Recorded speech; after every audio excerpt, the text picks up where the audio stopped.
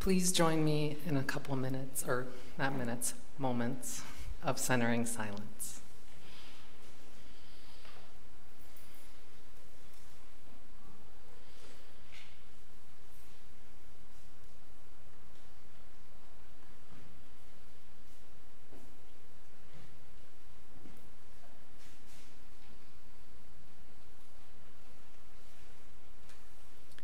And now please remain seated while we sing the In-Gathering Hymn, number 396.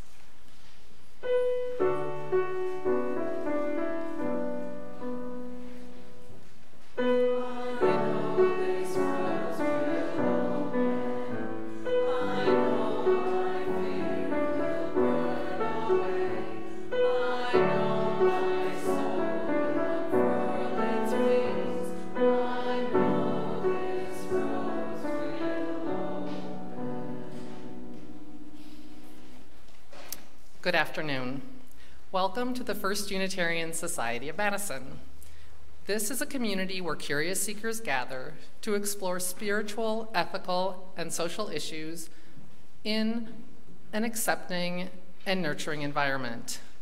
Unitarian Universalism supports the freedom of conscience of each individual, as together we seek to be a force for good in the world. My name is Erica Colmenares, and on behalf of the congregation, I would like to extend a special welcome to visitors. We are a welcoming congregation, so whoever you are and wherever you are on your life journey, we celebrate your presence among us. Newcomers are encouraged to stay for our fellowship hour after the service in the Commons area of the Atrium Addition. Members of our staff and lay ministry will be on hand to welcome you. If you are accompanied by a young child, please remember that if they need to move or talk, the loggia area here to my right is a good place to retire with them. And this would be a good time to make sure that you've turned off any electronic devices that could disrupt the service. I'd like to acknowledge those individuals who help our services run smoothly. Our RE greeters today are Anna and Lisa Simpson. Our greeter is Carol Rowan, lay ministers Shirley Chosey and Bob Radford, and our usher is Paula Apfelbach. Please note the announcements in the red floors insert of your order of service, which describe upcoming events at the Society and provide more information about today's activities. I would also ask that as you leave today, you will be receiving something from as you exit the service, and there is also a special display set up in the Commons that we encourage you to go down and see. Again, welcome. We hope that today's service will stimulate your mind, touch your heart, and stir your spirit.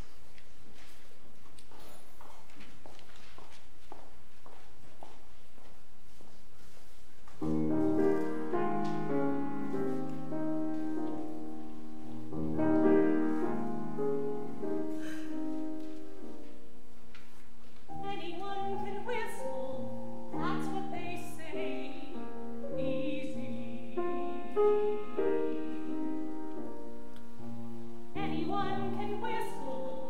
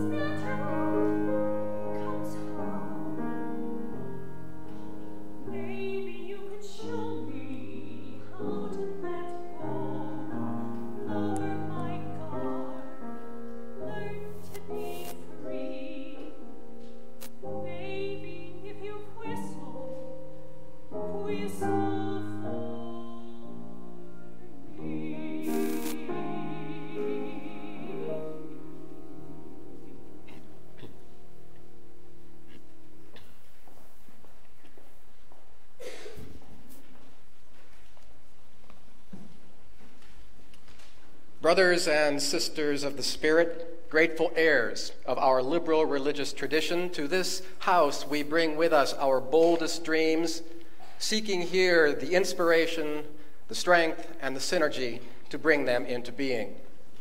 May we this evening renew our commitment to serving that which is highest and most ennobling, and in the spirit of mutual trust, abiding faith, and overflowing generosity, let us rededicate ourselves to a ministry of hope and healing for all. Now I invite you to rise in body or in spirit for the lighting of the chalice.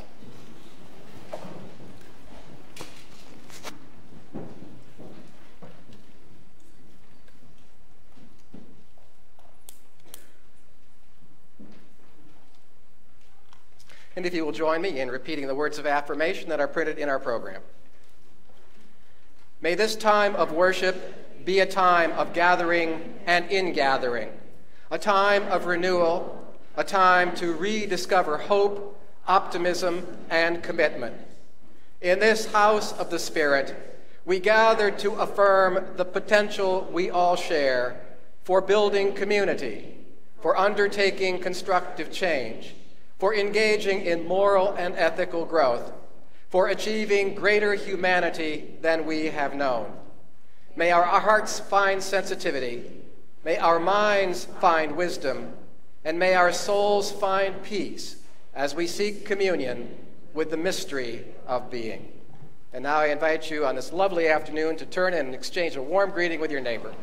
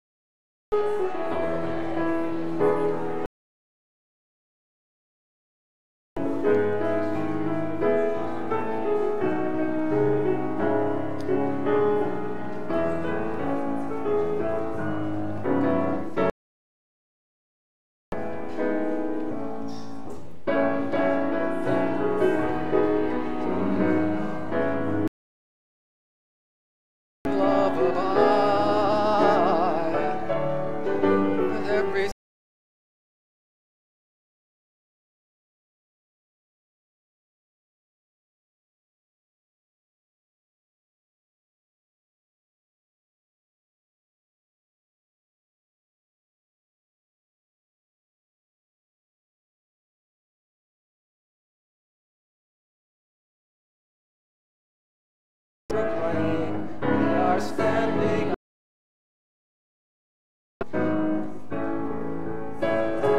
build a barrier to keep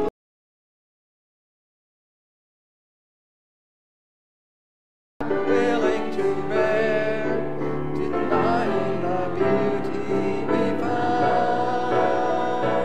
We are standing on the side of love, hands joined together as hearts beat as one, emboldened by faith. We dare to proclaim we are standing on the side of love.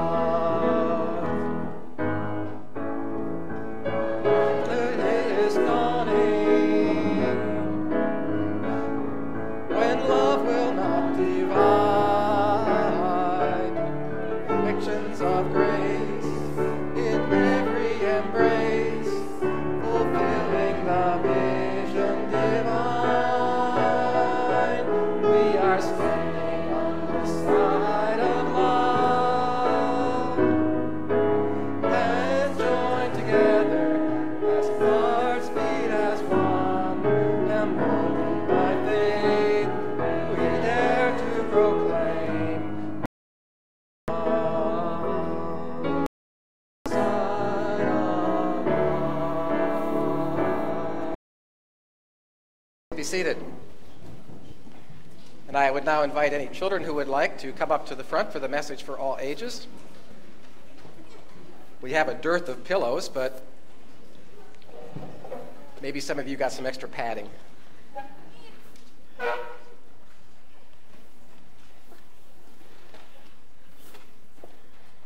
So this is a story, the boy who was afraid to try. Have any of you ever been afraid to try something new? Okay, sometimes it's kind of hard to try out something new. Why? Because you think you might do it badly? Or maybe you don't have the talent to do something. Well, this little boy felt that way too. And this is a story from Africa, from the country of Uganda. So there lived in Africa a potter, a man who made pots, and his wife, and they had a little boy named Kumba. Now, Kumba was rather small for his age. And so when he would play with the other children in the village, he couldn't do some of the things that they could do. And because he couldn't do some of those things, what do you think they did? They teased him. You can't do that. Yeah. And so Kumba had to play by himself many days. But the more that he stayed away from those other children, the more afraid he became of them and the more lonely he felt. Kumba wanted so badly to be somebody, but he was afraid to do even very simple things because he thought if he failed, other people were going to laugh at him. And so he wouldn't even try to make the bowls and the vases out of clay that his father made because he was afraid that his father would tell him, Kumba, your bowls are not very good. So Kumba spent most of the day walking by himself in the woods and the fields. He was dreaming and wishing that someday he would be very wise and very great. He was afraid of the other people in the village, and when they would look at him and they would see him wandering around by himself, they would say, look at poor Kumba. He can't play with the other little boys. He can't make pots. He must be very stupid. Well, one evening, he was in a very bad mood, and Kumba wandered off into the woods by himself. And the sun was beginning to set. It was hanging low in the sky. And he sat down at the edge of the woods, and there was a clearing in front of him, and he could watch the glowing clouds in the west. And he covered his face with his hands because he was feeling so sad, and Kumba began to cry. But as he was sitting there feeling sorry for himself, guess who came out of the woods? A lion. And the lion walked toward him and said, what are you doing here? And Kumba said to the lion, I'm just feeling so sad. I want to be wise. I want to be great. But I don't know whether I'm bright or whether I'm just a fool. Is that all you're thinking about? Said the lion. Yes, said Kumba, that's what I think about all day long. Then the lion said, you must be a fool. Because wise people, they think about what they can do for other people. They don't feel sorry for themselves all day long. And he walked back into the woods. Well, after a little while, another animal came out. This was an antelope, kind of like a big deer. And he came over to Kumba and said, what are you doing here? And Kumba said to the antelope, I'm feeling very miserable. I want so much to be wise and great, but I'm just afraid I'm nothing but a weak fool. But what do you eat? Asked the antelope, looking at Kumba's thin legs. Well, my mother cooks me 2 meals a day, said Kumba, and I eat them all up. Do you ever thank your mother? The antelope said. No, I don't remember to. Then you are a fool, said the antelope. All wise people thank those who are kind to them. And the antelope walked off into the woods. And then another animal came out of the woods, an elephant. And he shuffled over to where Kumba was sitting and looked down at the boy and said, what are you doing here? And Kumba repeated the same complaint to the elephant about all of his misery and his fear, and he was afraid of being a fool. What kind of work do you do? The elephant said. I don't do any work, said Kumba. Well, then you are a fool, said the elephant. All wise people do work. And with a disgusted twist of his tail, he ambled back into the forest. Well, by this time, Kumba was ready to cry all over again. But then he heard a small, gentle voice speaking from just beside him. And he looked over, and there was a little gray rabbit. What are you doing here? The rabbit asked.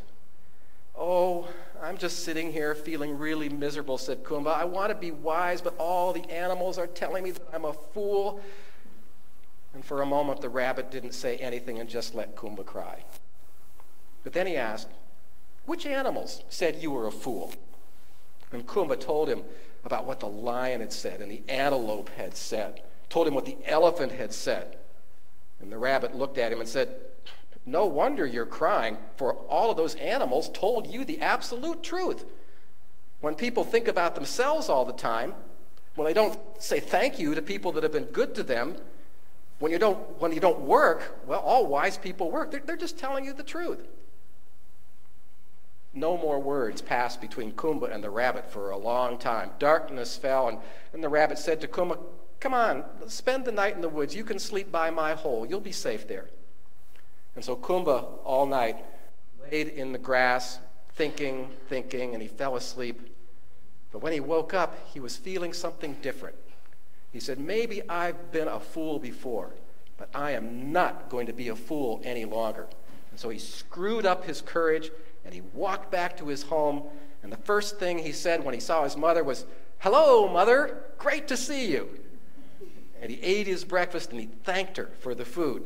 And then she went out to tend the garden, and he went out with her, and he found another hoe, and he helped her to work in the garden. And then after they'd finished in the garden, the other boys in the village were playing tag, and Kumba went over to play tag with them, and he couldn't keep up with them, but he didn't worry about it anymore. That was fine, and they didn't tease him. And in the afternoon, he went back and he sat by his father, and his father was making bowls. And he asked, Can I try making a bowl?" And he knew that his first bowls weren't going to be very good, but he was going to try anyway. So the days and the weeks passed, and Kumba was less and less afraid, and he was less and less lonely. And one day he went to his father and he said, "Father, where do you get all the colors that you use to paint your bowls?" His father smiled. He was glad that Kumba had asked, that Kumba was curious. And so they went back out into the fields and the woods, and they found these plants and these flowers his father would grind up to make all those beautiful colors. So the years passed. Kumba grew to be a man. And by the time that his father was an old man, Kumba had become the village's best potter. And people came from miles and miles away to buy his pots and his vases. And they were really beautiful. Nobody made bowls and vases like Kumba. And the more and more Kumba made his vases, the more and more money he made. But that didn't make much difference to him. What he really cared about was what his neighbors thought about him. And his neighbors would go around saying, "You know, Kumba, our potter Kumba, he really is great and wise." So that's the story of Kumba. I hope you enjoyed it. And we're going to sing you out to your classes now with hymn number 1012.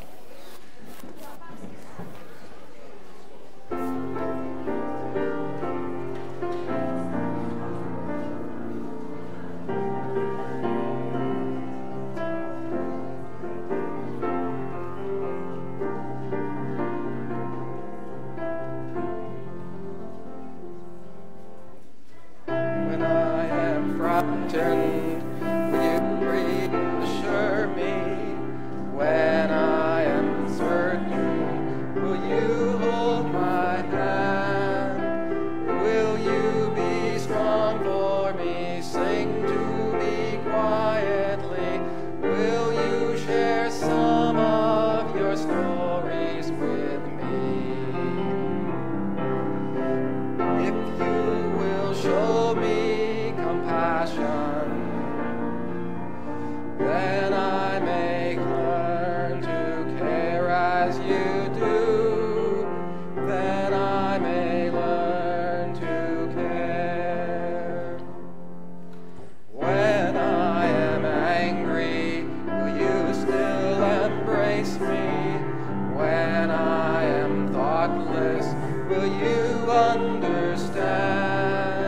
Will you believe in me? Stand by me willingly.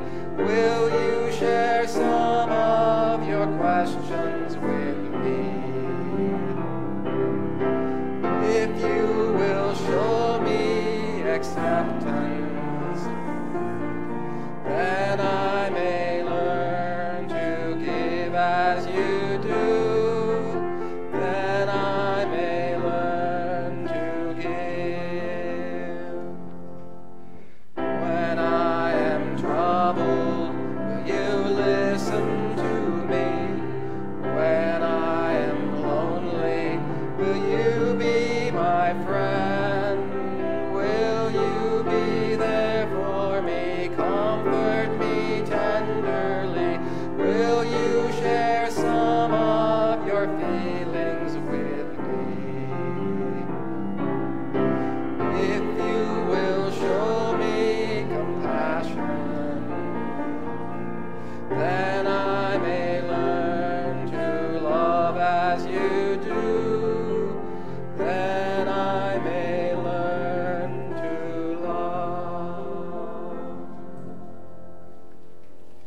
seated.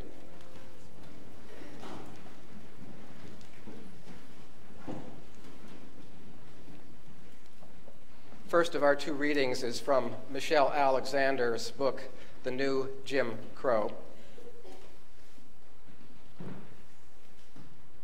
She writes that criminals, it turns out, are the one social group in America that we have permission to hate. In colorblind America, criminals are the new whipping boy. Criminals today are deemed to be a characterless and purposeless people deserving of our collective scorn and contempt.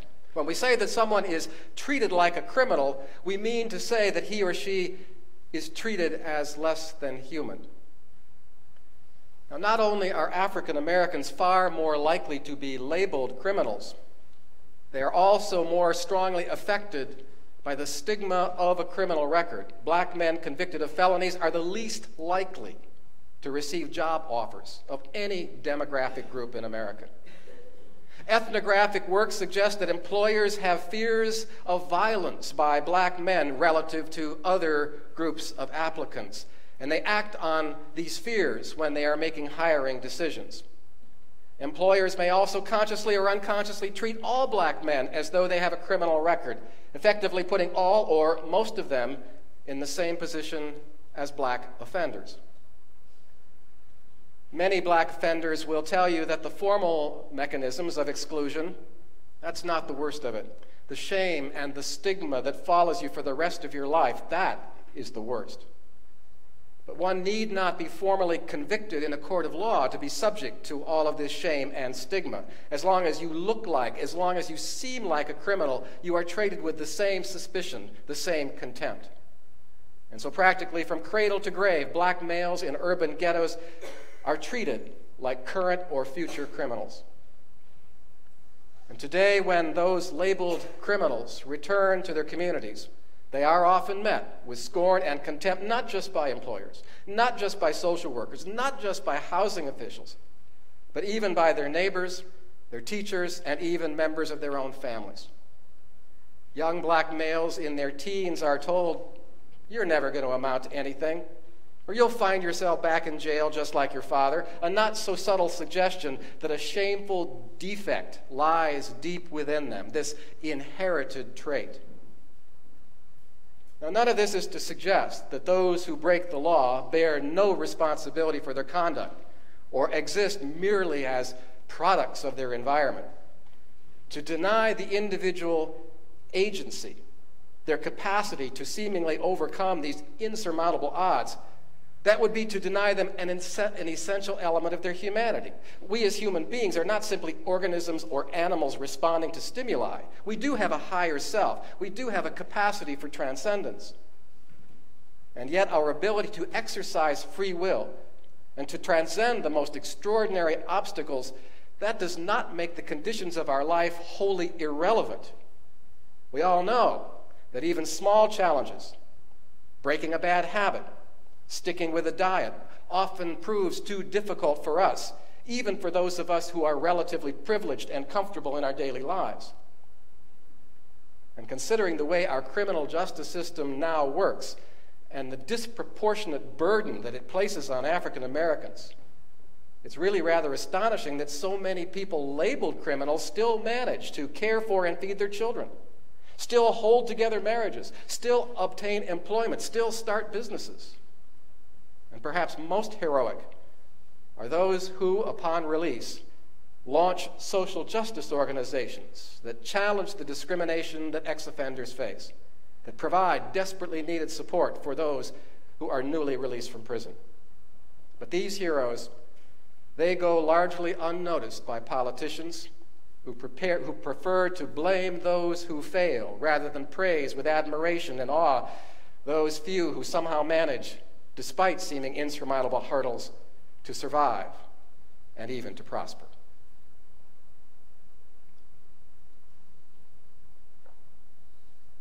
And the second reading is a poem by the Harlem Renaissance poet Langston Hughes. I, too, sing America. I am the darker brother, They send me to eat in the kitchen when company comes. But I laugh, and I eat well, and I grow strong. Tomorrow, I'll be at the table when company comes, and nobody will dare to say to me, "Eat in the kitchen," then. And besides, they will see how beautiful I am, and they will be ashamed, because I, too, am American.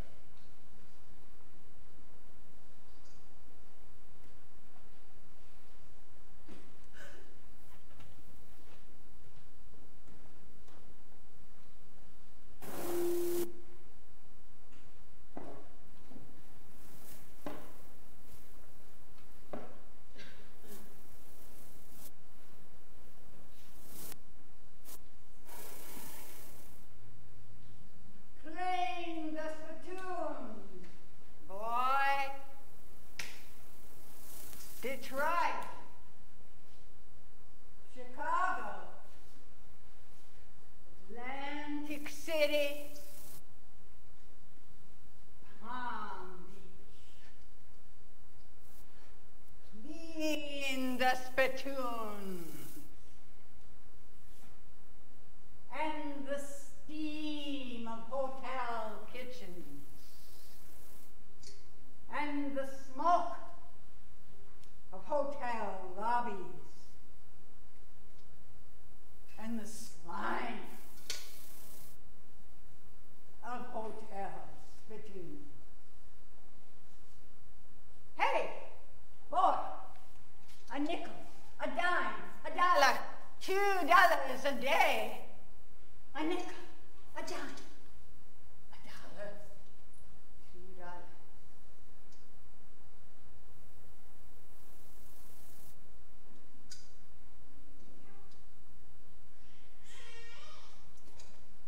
Buy shoes for the baby. House rent to pay. Gin on Saturday.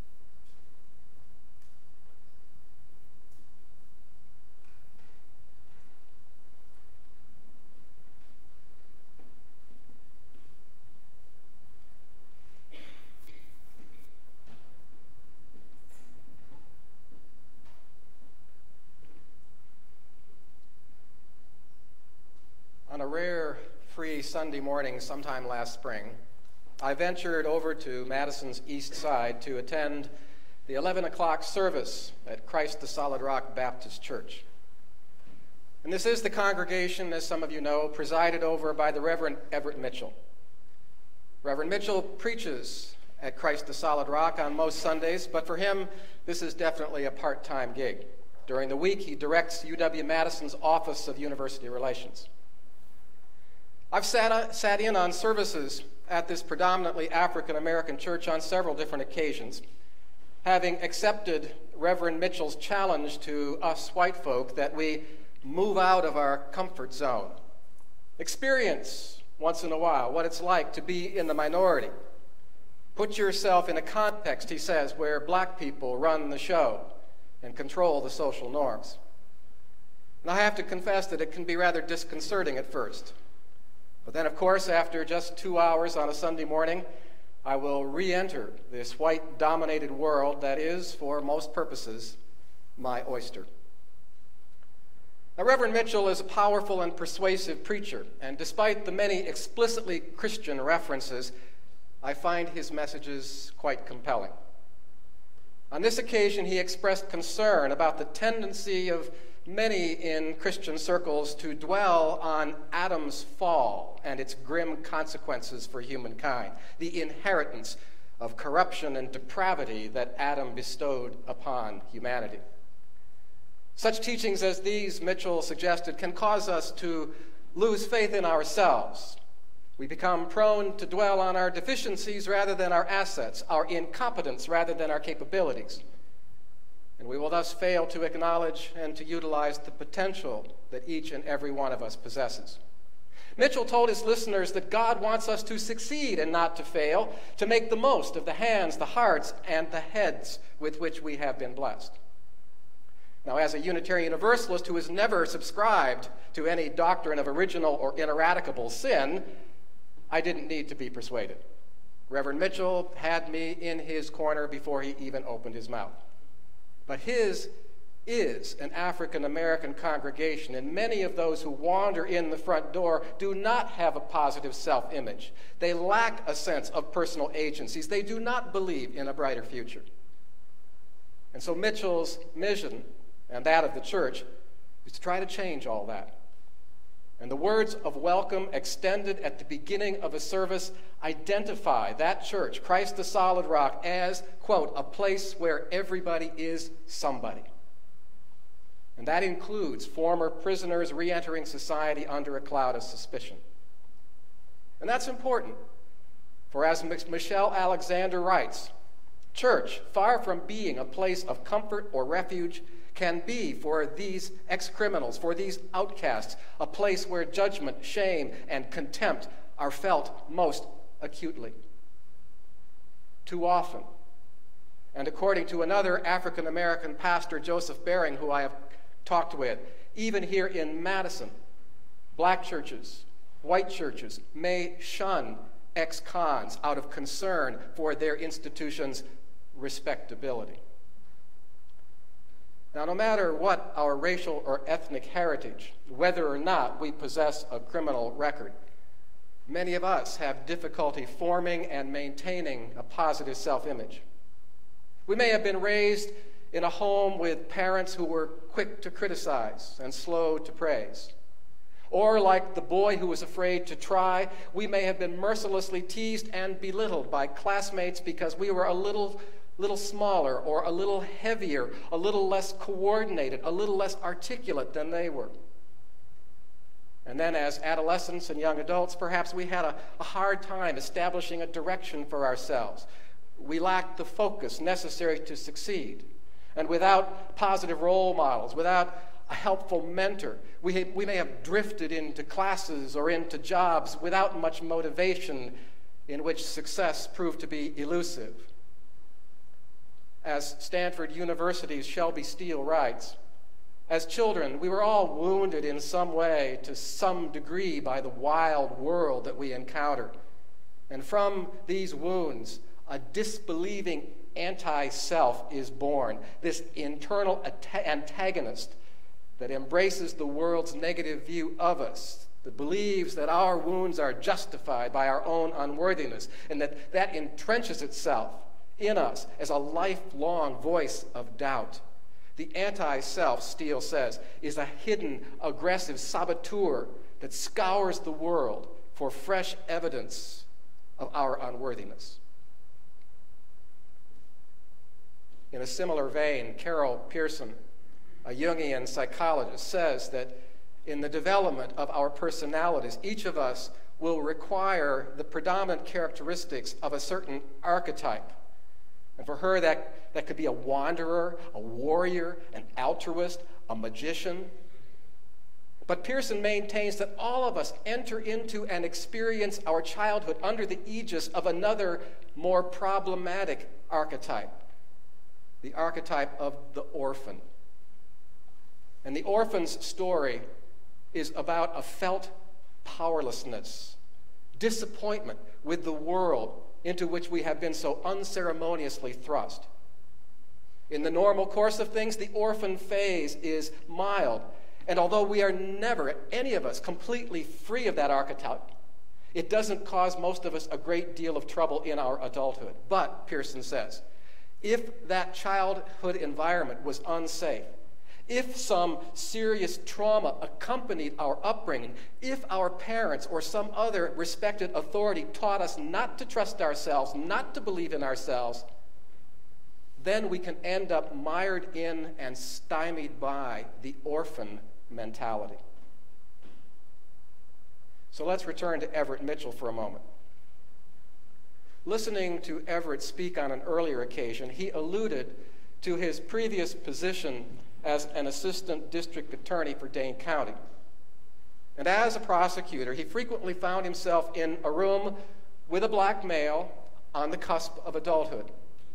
And he would sit across the table from this individual, and he would acquaint that defendant with the options at his disposal. And not infrequently, one of those options was an alternative to incarceration. Don't have to go to jail. And to his deep chagrin, these men would often respond to him with resignation. Just send me to the joint. That's where I'm going to end up anyway. And given the percentage of black males between the ages of 18 and 35 who will serve time, that fate can begin to seem all but inevitable. And even prior to the commission of any crime, it already has solidified as part of one's identity. As Michelle Alexander observed, as long as you look like, as long as you seem like a criminal, you will be treated with the same contempt, with the same suspicion. And so that being the case, young, black, impoverished males may well decide that if they are generally perceived as delinquents, they might as well be delinquents. After all, how many other possibilities has society afforded them? So you see, for me, the phrase Black Lives Matter, that's certainly about the death of unarmed African Americans accosted by or in the custody of law enforcement. And clearly there have been enough widely publicized fatalities in our country to justify a mass movement marching under the banner Black Lives Matter. But Black Lives Matter is also about the depressed and the disadvantaged conditions in which so many African Americans languish today.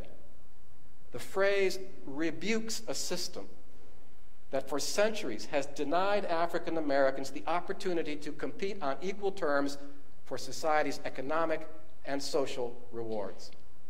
Black Lives Matter is as much about dignity, a sense of self-worth, and the freedom to develop and utilize one's native talents as it is a demand for physical safety.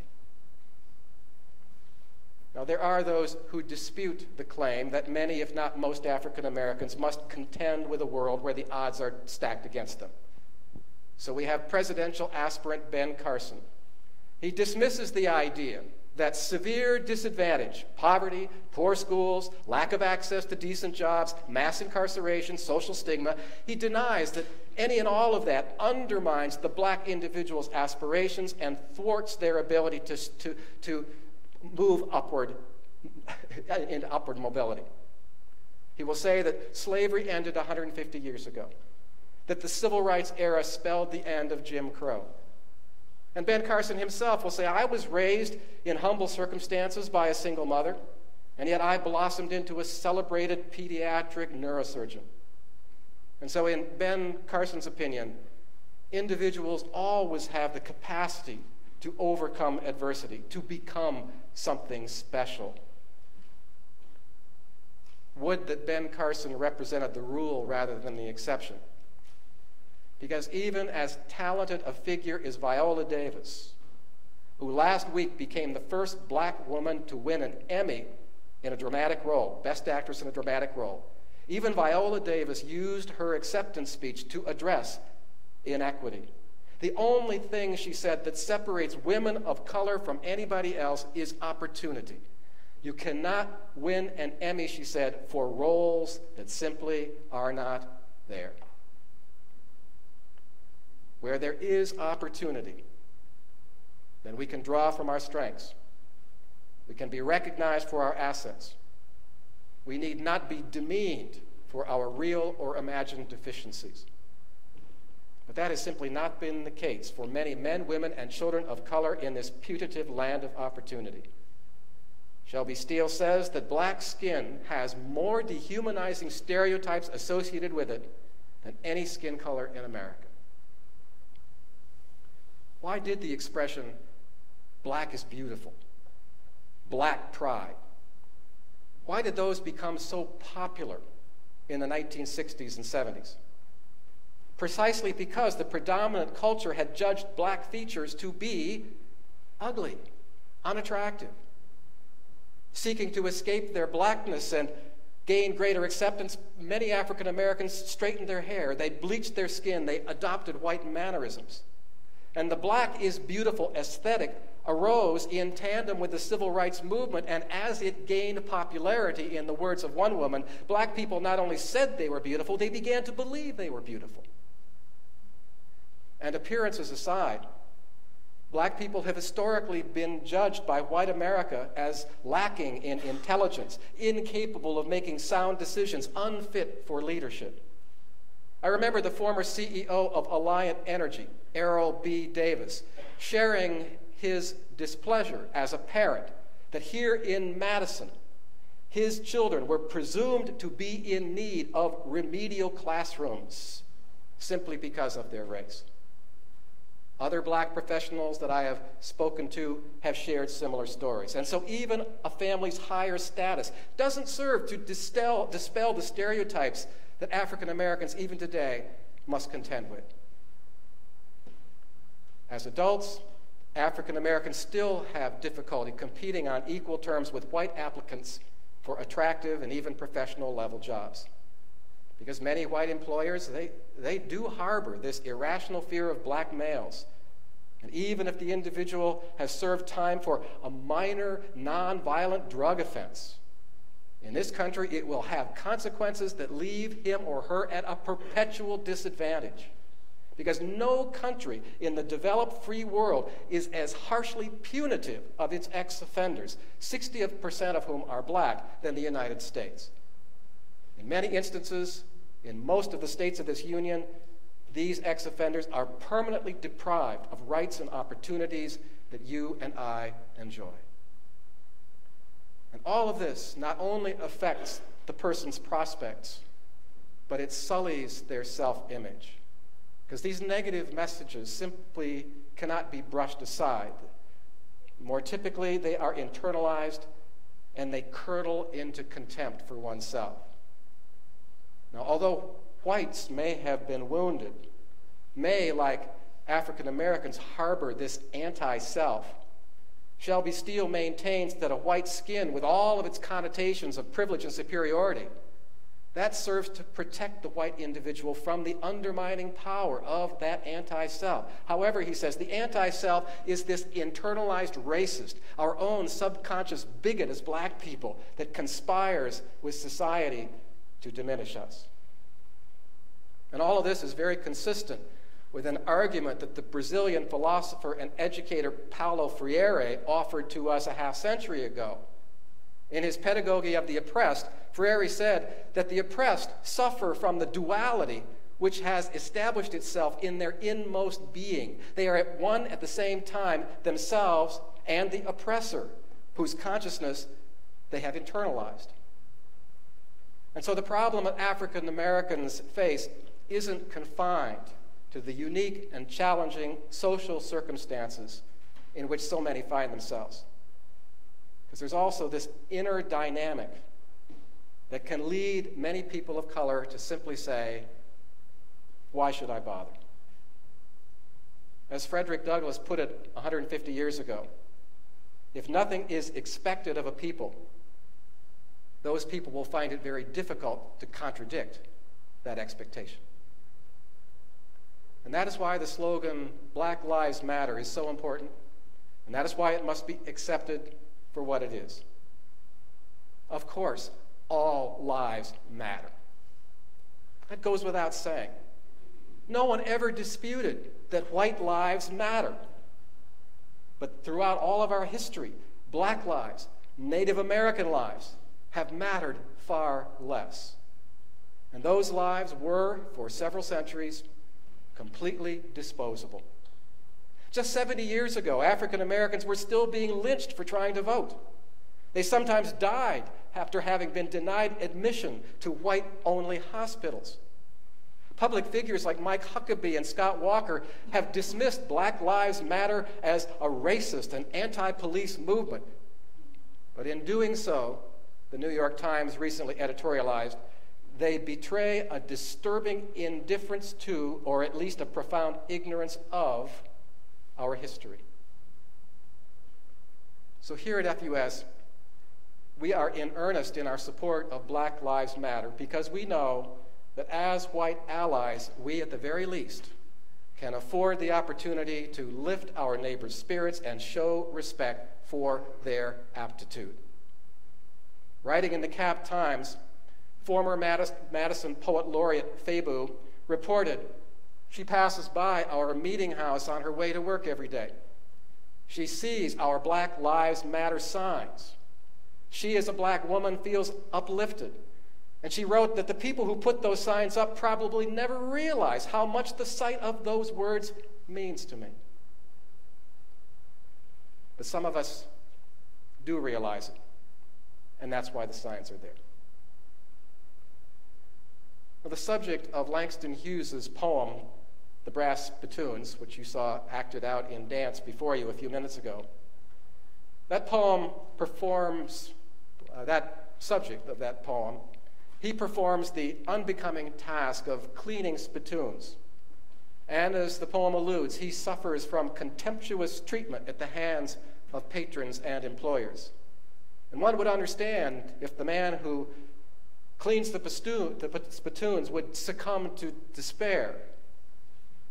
And yet, he lovingly polishes those spittoons. He brings out their luster.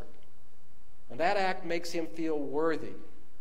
And it reassures him that his life matters. A bright bowl of brass, so beautiful to the Lord, he says. He ignores the calls for his attention. Hey, boy, come here, boy. At least, he reminds himself, I can offer that. And so Hughes's poem exposes the debasing nature of the work that so many African Americans have been obliged to perform. But the poem also speaks eloquently to the possibility of transcendence and how African Americans have been able, again and again, to reframe their experience, find something redeeming in it, and thus keep that anti-self, that internal oppressor, at least partially at bay. But you know, that must be exhausting work in a culture that has been so critical of, so punitive toward, so frightened of black people as our culture. And considering the odds that are still stacked against them, Madison is no exception. It really is quite remarkable that so many of our black and brown countrymen have determined that they are going to succeed. And we Unitarian Universalists, we can help in this effort by endorsing the Black Lives Matter initiative, and in so doing, we will be standing once again on the right side of history. And this will entail an honest, ongoing examination of our own attitudes, a commitment to keep the general conversation going, and partnering with people of color to create a community where anyone and everyone is able to lead with their strengths. As a resolution passed at last June's General Assembly stated, Unitarian Universalists in our greater society, we have the power to make this happen. So, let's just do it.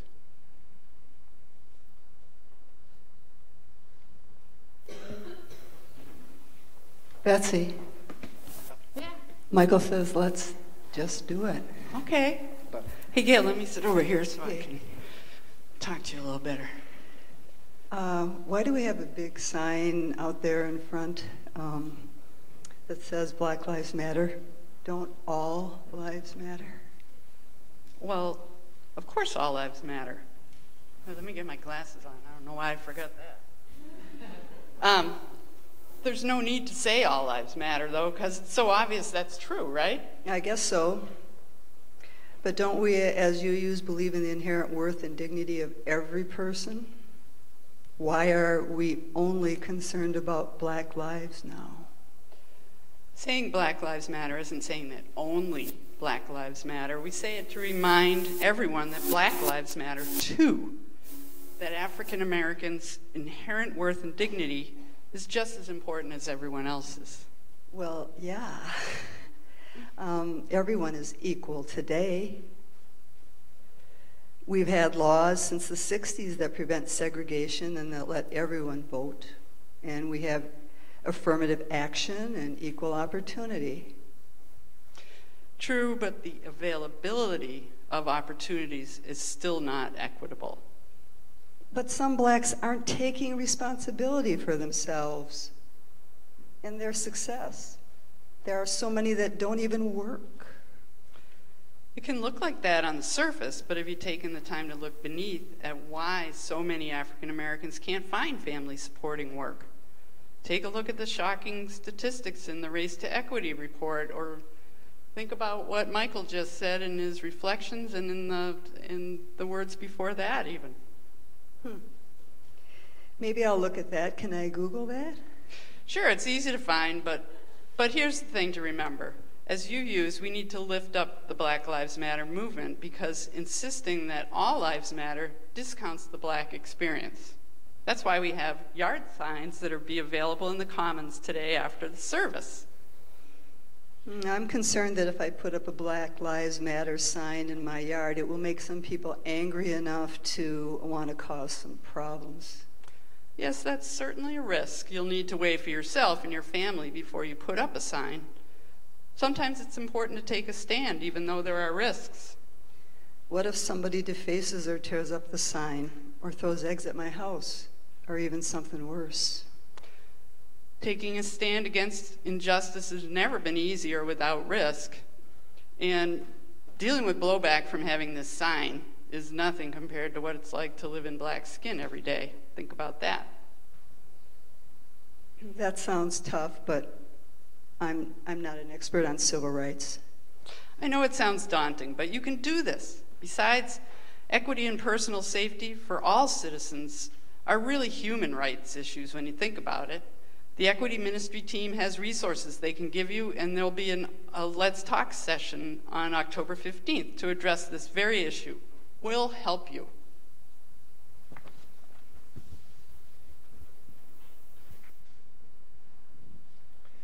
Thank you for partnering.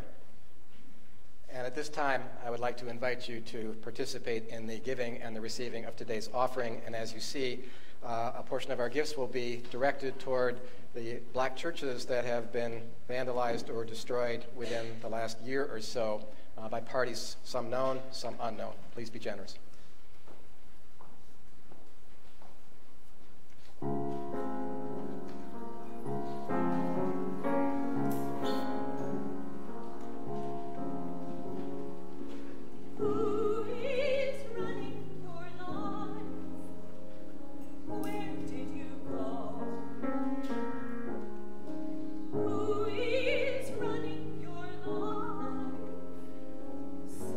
Somebody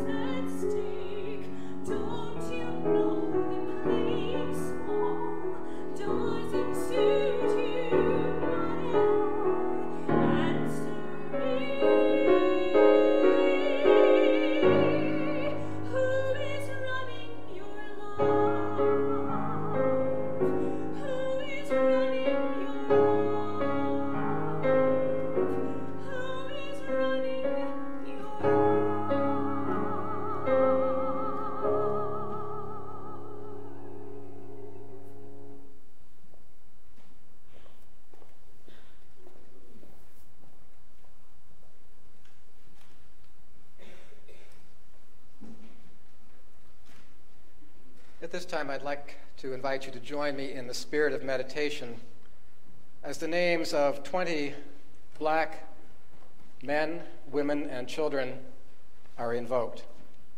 Unarmed, these individuals suffered violent deaths. Their lives mattered, but not enough for them to be granted a future.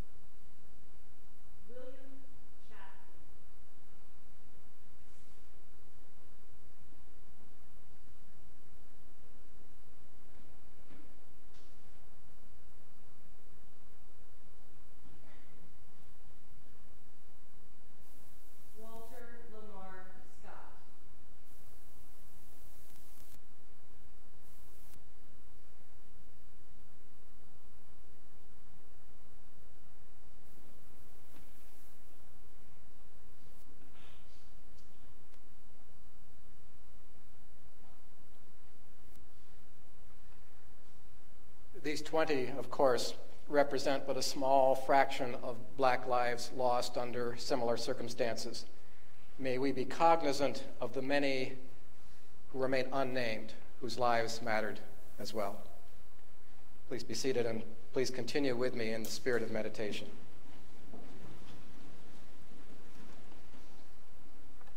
The days grow short, the seasons turn, and life's adventure continues through incalculable numbers of births and deaths. Ages pass, and ever so slowly humanity struggles out of the shadows, the nether regions of ignorance and superstition and fear. Not forever will the blight of prejudice corrupt our relationships.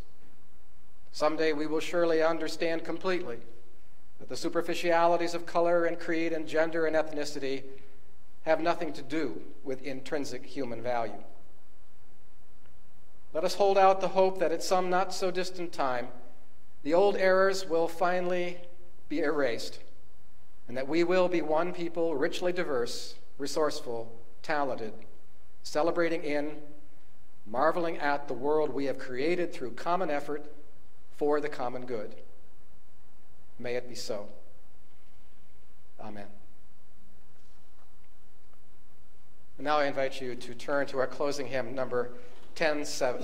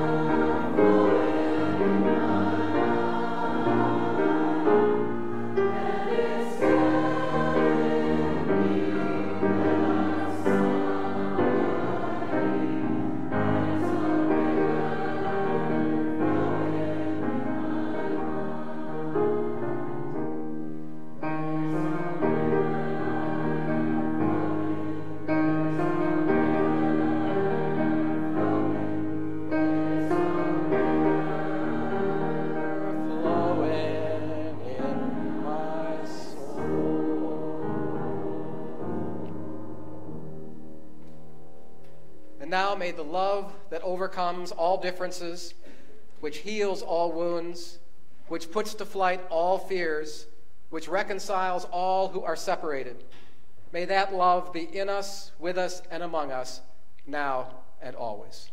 Please be seated for the postlude.